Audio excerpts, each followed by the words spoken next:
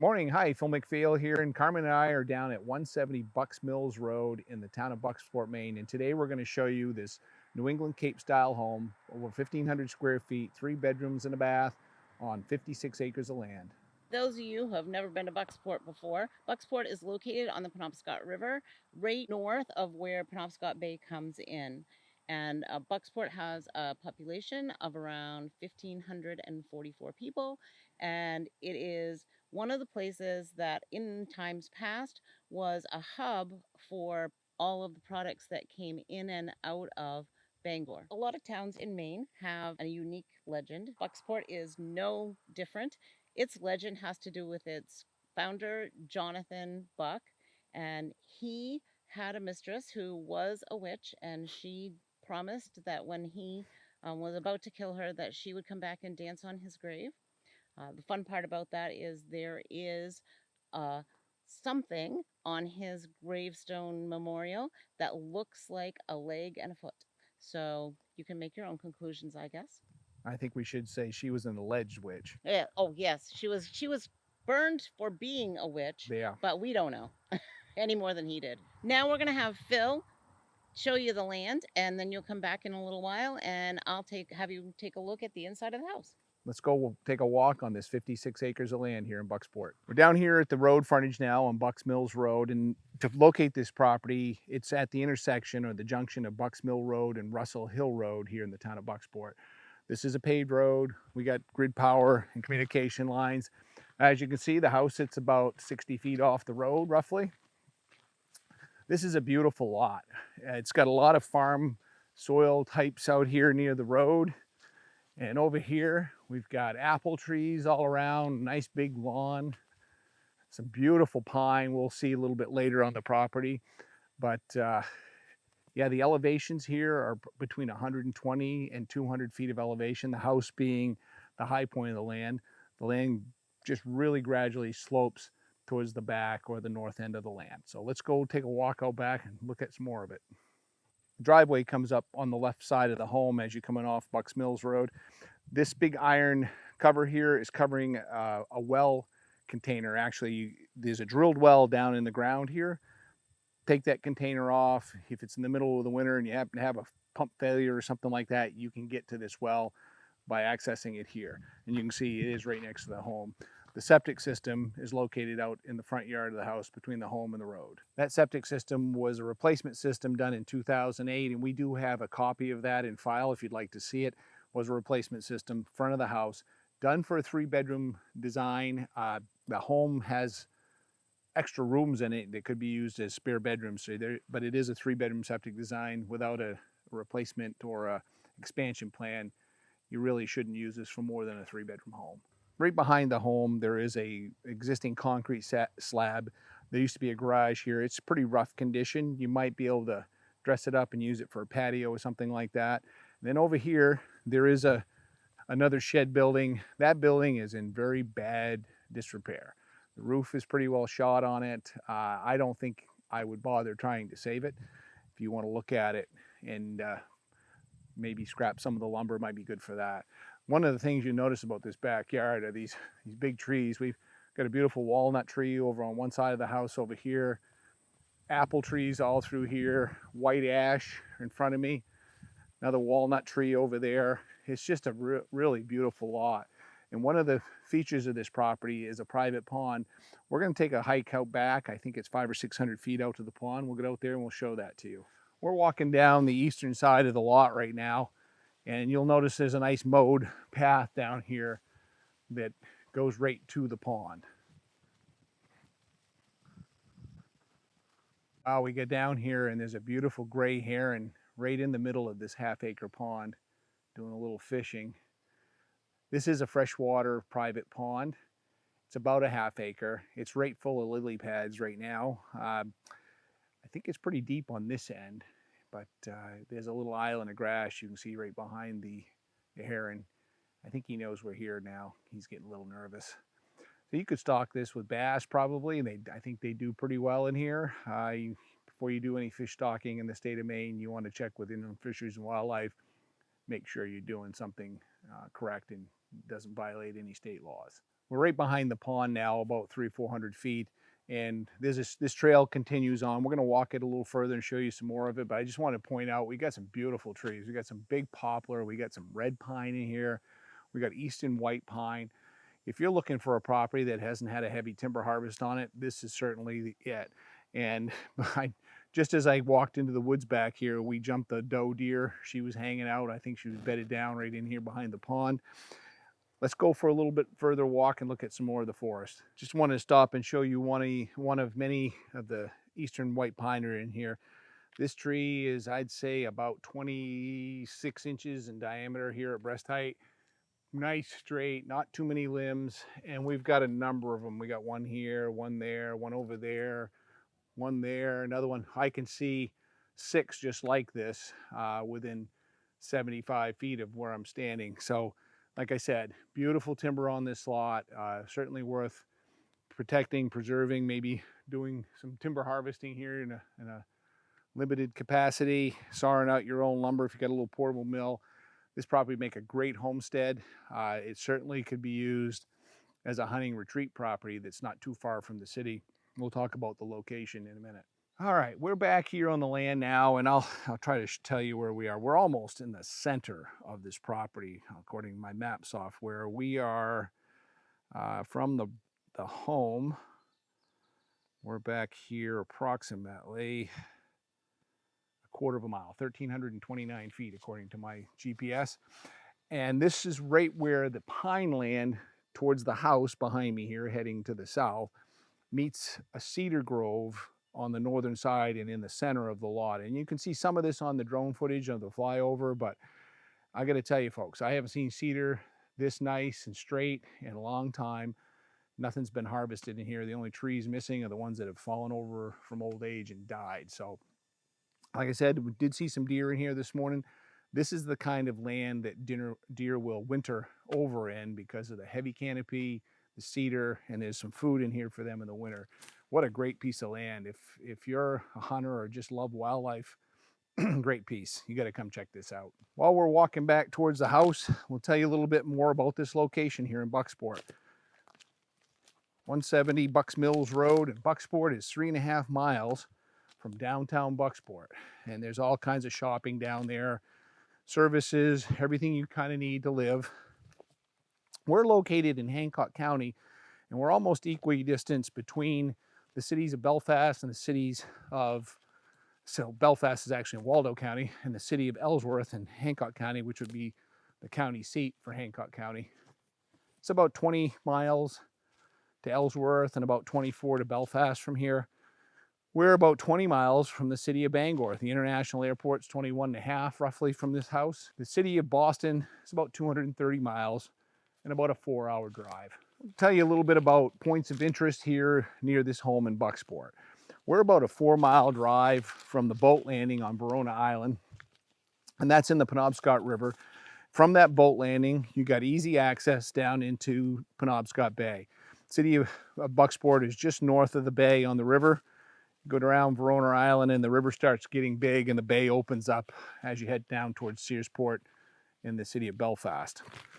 We're about a 15-minute drive from the Great Pond Mountain Conservation Trust lands, and that's 5,000 acres of land that's forever protected. They do some sustainable forestry management in there. They do a beautiful job. I was in there not too long ago, and they were doing an experiment on how to control beech trees regrowth. And yeah, if you got any questions about that, give me a call. I'll tell you all about it. There's also hiking trails in there, beautiful vistas, great place, 15-minute drive from this location. If you like lakes, there are 3 that are all within 5-10-minute drive of here. We've got Silver Lake here in Bucksport, Alamoosic in Bucksport and Orland. And let's see, what's the other lake that's nearby? Toddy Pond, beautiful lake, long lake. I don't know, 7, 8, 9 miles long. Both cold water and warm water fish species. You got to check that out while you're up here. And last but not least, we're real close to the Fort Knox historical site. Fort Knox was built there in 1844, and it was built because the U.S. government was concerned about British naval incursions up into Penobscot Bay following the War of 1812. Never happened. porch there. You can check that out while you're down there. And right next to that is the Penobscot Narrows Observatory Bridge. And that observatory is the tallest one in the world that's open to the public. So if you're up here in Maine at this property, it's kind of cool. Go over and check that out. We're on the way back up to see Carmen. She's going to show you the home. And one thing I forgot to mention, this property has trails all through it. I'm going to map those out while Carmen and the cameraman are doing their interior of the home. On our interactive map online, you can check it out. The trails will be all marked on the map so you can see where they're at. Now that you've looked at the brook and the pond and the land with Phil, let's take a look at this house.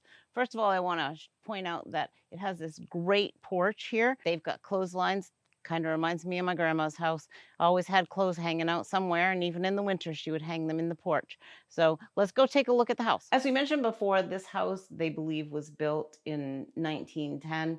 I'm thinking that that's probably generous. I'm thinking this was built in the late 1800s. I happen to live in an 1872 farmhouse, and I can tell you that I think it's closer to that era than 1910, but the town says 1910, so that's what we're gonna go with. As you can see, the cupboards need to be replaced. They're warped, they could be, the doors could be rehung. They're still sturdy enough to hold things, but they all are not meeting where they're supposed to and going into place correctly. Also, this is linoleum on the top of the countertop. It was a common practice in the 50s and 60s to do that. Putting in some Formica would be, fairly easy and relatively inexpensive. This is an eat-in kitchen. There's plenty of room for this table, or you could actually put a larger one in here and just turn it the other way. Yes, the door might be in your way a little bit, but you could always rehang that and put it opposite. Throughout the house, you're going to see some funky little things. This is one of them. This is actually a towel drying rack. Most kitchens in the early 1900s had one, and a lot of them kept them right up through the 50s, 60s, 70s, and 80s, and obviously this one kept them for over a century. As we go throughout the home, you will notice nobody lives here. One of the things that they did, because nobody lives here, is they blocked this off because there was no reason to have it open. They weren't going to be able to use it. And also, it keeps critters and other things and cold wind and out. So this is a functional fireplace. It does have the grates on the end to let air in and help it breathe. And it is hooked into a chimney that the only thing in that side of the chimney is this fireplace. This is the living room that has the fireplace in it. And you will notice that there is some bumping to this floor. We're not sure what caused it or what the solution is for it. You'd have to have an engineer come in and take a look at it and figure out what's wrong with it. But this is a beautiful oak floor, and I think at least part of it could be saved. From here, this house is very symmetrical. There's a bathroom to my right, there's a laundry room to my left, and then there is a room on each side, and I'm standing in front of the hallway that goes to the staircase up to the second floor. The house still features a cast iron tub. No, it's not clawfoot, but you could find claws somewhere and put them underneath there. It's easy. And it does, have plenty of space. They have put in some extra bars because there was an older person that lived here.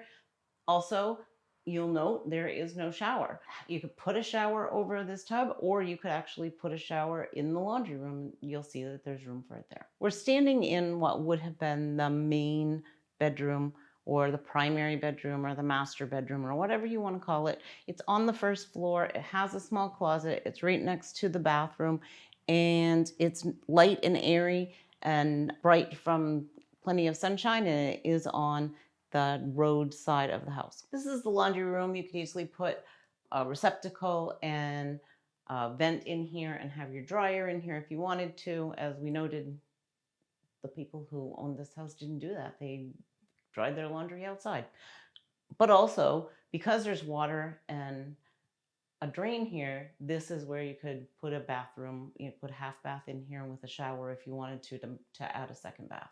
I'm sitting in this antique chair in this antique house in the front, what would have been the front parlor. Would make a great office space. I suppose you could use it as a bedroom if you wanted to. It doesn't have a closet, but it's got all these great built-ins, and it has this old fireplace I have no idea if this even goes through the roof anymore. I don't know if it's functional, but it is a great backdrop, and you could easily put an electric fireplace insert right there, and this would be warm and cozy and a great place to sit and read a book. Let's head upstairs and look at what would have been the kids' bedrooms. As you'll note, I'm 5'3", not a whole lot of headroom here. You know, people were smaller back in the 1900s.